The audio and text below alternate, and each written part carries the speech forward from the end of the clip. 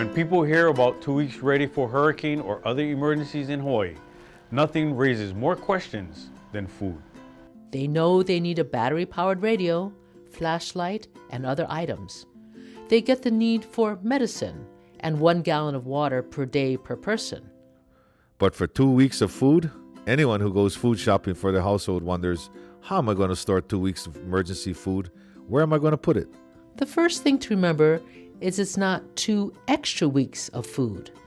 If you normally keep some canned goods or other shelf-stable food in your pantry, that counts.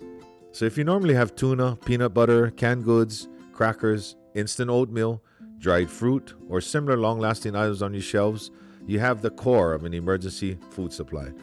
If you add to that supply when items are on sale, you're on your way. Some people think they need survival supplies, such as freeze-dried meals, but those can be expensive. And will the kids eat them? A better approach is to concentrate on long-lasting foods that don't need refrigeration or freezing, and that are a lot like nutritious meals that the members of your household already eat.